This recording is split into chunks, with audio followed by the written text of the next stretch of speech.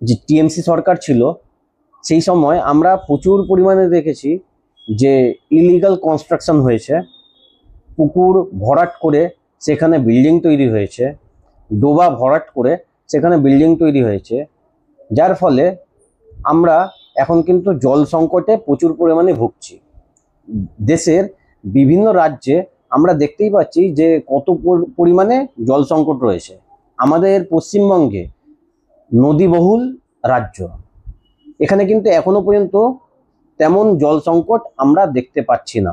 কিছু কিছু জায়গায় রাঢ় অঞ্চল যেমন বীরভূম, দুর্গাপুর এসব দিকে জলের সংকট কিন্তু সামান্য হলেও দেখা দিচ্ছে। কিন্তু বেশ কিছু ইলিগাল কনস্ট্রাকশন যেটা টিএমসি সরকারের সময় আমরা দেখতে পেরেছিলাম, তারা টাকার লোভে, টাকার মাধ্যমে সেই সমস্যাগুলোকে এড়িয়ে গেছিলেন, সেইগুলো দৃষ্টিপাত করেননি এবং কোনো আইনি পদক্ষেপ নেননি। একই রকমভাবে আমরা দুদিন আগে আমাদের দমদম ক্যান্টনমেন্ট এরিয়াতে যে প্রমোদনগর রয়েছে, প্রমোদনগর লাগোয়া একটা ডোবা ভরাট করে বেআইনি নির্মাণ করার চেষ্টা করছে একজন বাংলাদেশি। তার ছবি বা ভিডিও ফুটেজ আমরা দেখতেই পারছি।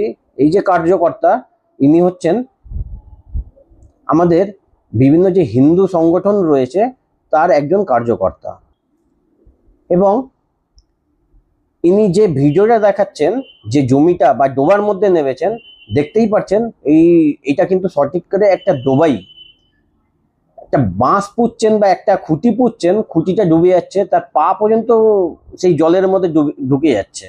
কোনো কোনো জায়গায় পা ফেললে সেই পা জলে মানে সেখান থেকে জল বেরিয়ে আসছে, তার পা ঢুকে যাচ্ছে মাটির মধ্যে।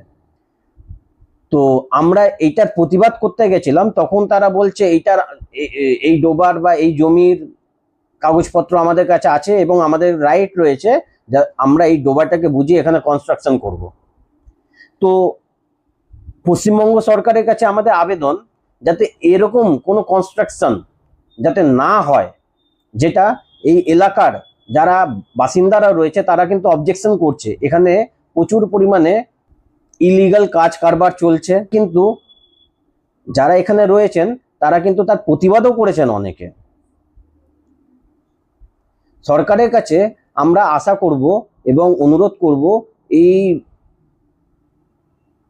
যে অনৈতিক কাজ বা এই ইলিগাল কনস্ট্রাকশন যাতে বন্ধ করা যায় তার জন্য পদক্ষেপ নিন।